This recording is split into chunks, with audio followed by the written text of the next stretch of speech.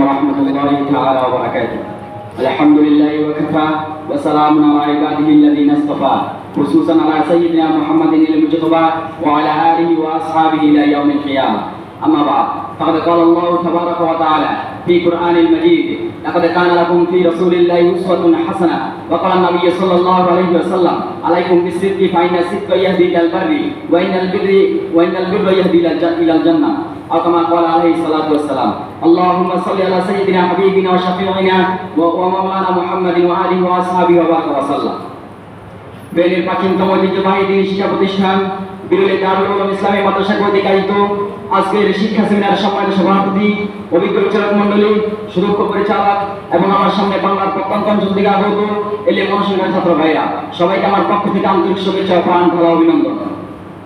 আজকের এই শিক্ষা সেমিনার একটি অসাধারণ সেমিনার, কারণ এই সেমিনার কোনো দুনিয়াবী সেমিনার নয় বা কোনো রাজনৈতিক সেমিনার নয় অথবা কোনো দলীয় সেমিনার নয়। এটি এমন একটি সেমিনার যে সেমিনার সাথে সরাসরি আসা আজিমের সাথে সম্পর্ক। এটি এমন একটি সেমিনার যে সেমিনার আসার কারণে আল্লাহ বান্দার গুনাহগুলো ক্ষমা করে দিবেন। এটি এমন একটি সেমিনার যে সেমিনার আসার পথে এখানে অবস্থানত সময় অথবা এখান থেকে যাওয়ার সময় যদি কেউ মৃত্যুবরণ করে আল্লাহ তাআলা তাকে শাহাদাতের মর্যাদা দান করবেন। সুবহানাল্লাহ।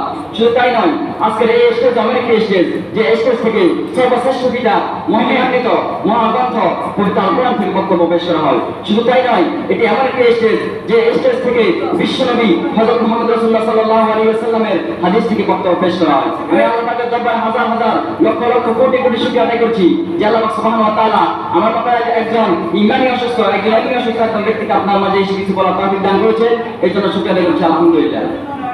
আজকের এই শিক্ষা সেমিনারে এক বাইকে এক মৌজু সম্পর্কে দেওয়া হয়েছে, আর তার মাধ্যমে আমাকে দেওয়া হয়েছে রাসূল সাল্লাল্লাহু আলাইহি ওয়াসাল্লামের সমকালীন প্রেক্ষাপটে রাসূলুল্লাহ সাল্লাল্লাহু আলাইহি ওয়াসাল্লামের আদর্শ। সপ্তম শতাব্দীতে গোটা পৃথিবী যখন পুরো অন্ধকার নিমজ্জিত, তখনই মানবতার মুক্তির মেয়ে বাণী নিয়ে পৃথিবীতে আগমন করলেন বিশ্বনবী হযরত মুহাম্মদ রাসূলুল্লাহ সাল্লাল্লাহু আলাইহি ওয়াসাল্লাম।